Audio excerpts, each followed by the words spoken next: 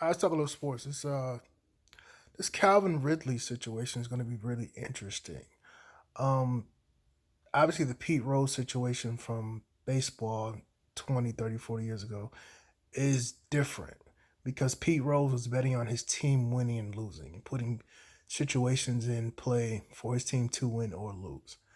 Um, but now when the leagues are promoting things like FanDuel, um, different gambling apps, gambling services, um, and you can gamble from your phone. They incentivized gambling, DraftKings, and the players are. It's not like, oh, if our team wins or team loses.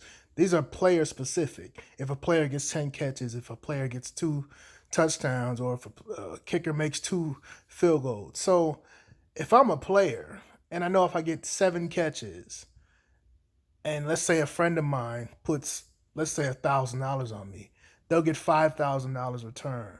Or if I do it myself and I put $5,000 on my own name and my own team, and I know the game plan says I'm gonna get the ball, the defense is gonna be somewhere else, or I have a good defender that I can beat and exploit. A lot of players might be like, I may make a decent amount of money, but who can't use the extra $5,000, right? So I think it's going to be interesting where this goes because the leagues, not just NFL, but all these leagues are have relationships with DraftKings and FanDuel. There's other services out there, and now there's more and more access to gambling or whatever you want to call it, um, for not just players but everybody. Because when with lotteries they have like, okay, your family can't win the lottery if you're the numbers person. But now it's like, okay, why can't a girlfriend play? Why can't a husband or a wife? Why can't anybody close to either a player or a coach who may have some internal intel bet on the game? Why not? So it's very interesting to see where this goes. I don't know if it's a harsh sentence. I'm sure, the NFL Players Association will try to reduce that because it's not a victimless crime. Obviously, he did something wrong, but he wasn't arrested. It wasn't something like that. It was, I'm trying to make a little extra money. But I think the seriousness of this situation was mainly to deter other players from doing this and deter other players' associates, whether it's coaches, friends, girlfriends, whoever, from doing things like this. But it's going to be interesting when this goes because obviously he ain't the only one gambling on himself. And there's no disrespect to Calvin Ridley, but there's way more other guys that's getting touchdowns, 10 catches a game. Like, why is Cooper Cup not get betting on himself? He the one got the most catches in the league. Why is he not betting on himself? Why is Odell not betting? Like, there's a whole bunch of guys that, are way more talented who we know will put up the numbers, um, not betting on themselves. So it's pretty interesting. I mean, I'm not saying I wouldn't do it or would do it, but, the opportunity is there for a little crime, So it's interesting to see where that goes. Also, I don't think that I'm a big baseball fan. I don't know if we're gonna have baseball anytime soon.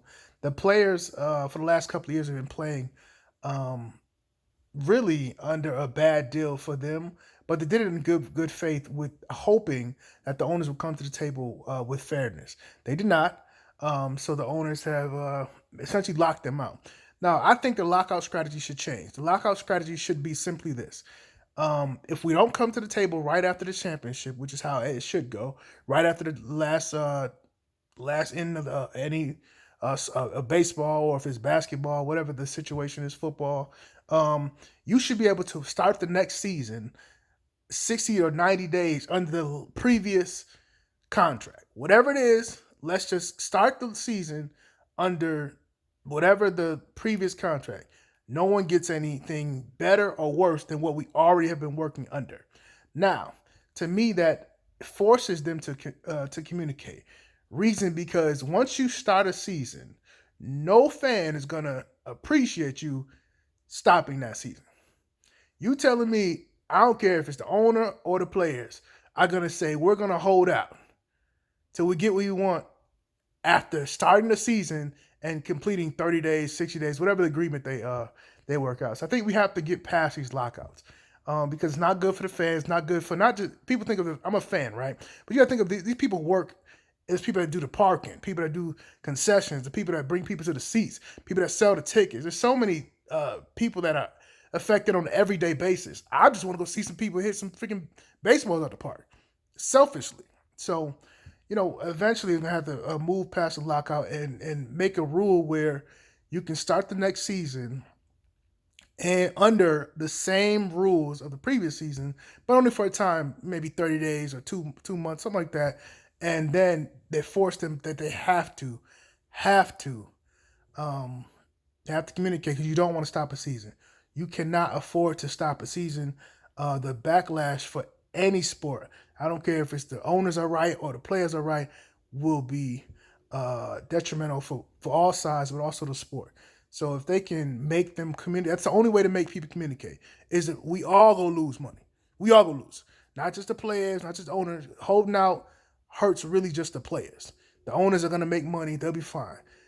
But starting the season and stopping it 30 days, 60 days, 90 days in, we'll end all this lockout. We'll never have another lockout. We never lock it out. So we'll be interested to see what that happens. Anyway, y'all be safe.